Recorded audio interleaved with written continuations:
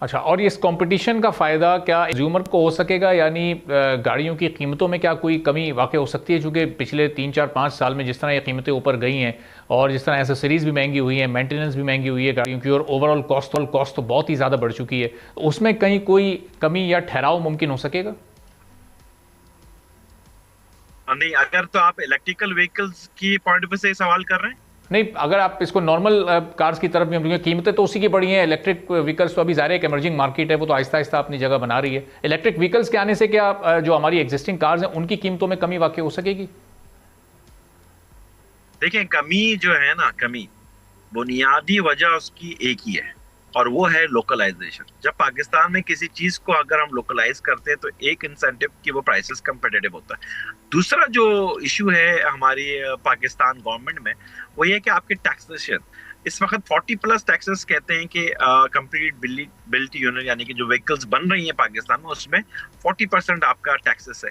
ये दो बड़े फैक्टर्स हैं। इन दोनों को अगर आप फोकस करेगी गवर्नमेंट, तो डेफिनेटली प्राइसेस कंज्यूमर के लिए एक रिजनेबल प्राइस ऑफर कर पाएंगे। हम्म। अदरवाइज ये बड़ा मुश्किल है कि आप देखें 2.5 3 साल में प्राइसेस जो व्हीकल्स की जिस तरह से शूट अप हुई हैं, उसमें आपका मिडिल क्लास और लोअर मिडिल क्लास गाड़ियां खरीदने से कासिर है। सही। और लोकलाइजेशन की जो आप बात कर रहे हैं मशहूर साहब, ये अभी किस फेज़ में है? इसकी तरफ संजीदगी के साथ गौर किया जा रहा है कि ज़्यादा से ज़्यादा लोकलाइजेशन पर इस वक्त इन्हिसार किया जाए, इस पर फोकस किया जाए, या अभी भी हम काफ़ी पीछे रह गए हैं उसमें? नहीं, हम पीछे हैं, मगर इस रेस से दूर नहीं है। इसमें हम अभी तक इन्वॉल्व हैं। और लोकल, यकीन कीजिए, जो लोकलाइजेशन पाकिस्तान में की जा रही है, वो ज्यादातर अगर देखने को नजर आती है पाकिस्तान में, वो जापानीज ही हैं जो पढ़े क्योर हमारे डे 1 से पाकिस्तान में। अभी कोरियंस ने इनिशिएटिव प्लांट्स लगाए जरूर हैं, असेंबलीज लगाई हैं, मगर उनकी लोकलाइजेशन अभी बहुत लो लेवल पे है, स्टार्टिंग पॉइंट्स पे। चाइनीज इससे जरा और नीचे है।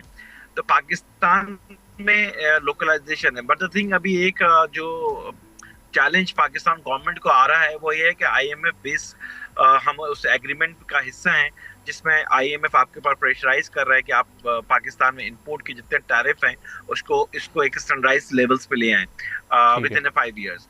ये एक चैलेंज होगा कि ऐसी सूरत हाल में ऑटोमोटिव इंडस्ट्री दुनिया में जहाँ पे भी मौजूद है, वहाँ आप देखेंगे कि वहाँ के अपने लोकल पार्ट्स मैन्युफैक्चरर्स को प्रोटेक्ट करती है। और आजकल तो आप वैसे भी सुन रहे हैं कि जो फादर ऑफ द नेशन है दुनिया का, वो यूएसए है, और यूएसए जैसा मुल्क भी आज अपनी लोकल इंडस्ट्रीज को प्रोटेक्शंस की बात कर रहा है। हम्म। तो पाकिस्तान तो अंडर डेवलप्ड कंट्रीज में आता है। तो जाहिर है ये बात अगर हम कर रहे हैं, तो इस भी उतनी ही वैल्यू देनी चाहिए जितना दूसरे कर रहे हैं। जैसे जैसे हम देख रहे हैं कि इंपोर्टेड चाइनीज इलेक्ट्रिक व्हीकल्स हमारी मार्केट में आती जा रही हैं, तो जो लोकल कार प्रोड्यूसर्स हैं वो कुछ दबाव महसूस कर रहे हैं, कुछ चैलेंजिंग सिचुएशन हो सकती है आप लोगों के लिए आगे चलकर? नहीं, देखें, बहुत बड़ा गैप है। जो एग्जिस्टिंग ओईएम्स इस वक्त पाकिस्तान में कर रहे हैं, वो लोकलाइज्ड पार्ट्स भी यूज कर रहे हैं और सीक्रेटी पार्ट्स भी कर रहे हैं। जो चाइनीज फर्म्स अब तक पाकिस्तान में आई हैं, और वो सीबीयू यानी कि कंप्लीट बिल्ट यूनिट हैं या असेंबलीज कर रहे हैं। अभी उनको एज पर पॉलिसी जो इंसेंटिव दिया गया है वो जून 2026 तक है। तो अभी फेयर कंपटीशंस नहीं है, इसलिए हम ये नहीं कह सकते कि मार्केट में कुछ चेंजेस आएगा। यस, वो अपनी जगह जरूर बनाएंगे, क्योंकि उनके मॉडल्स बड़े अट्रैक्टिव हैं, उनके फीचर्स बड़े अट्रैक्टिव हैं, मार्केट में उनकी स्पेस जरूर बन रही है।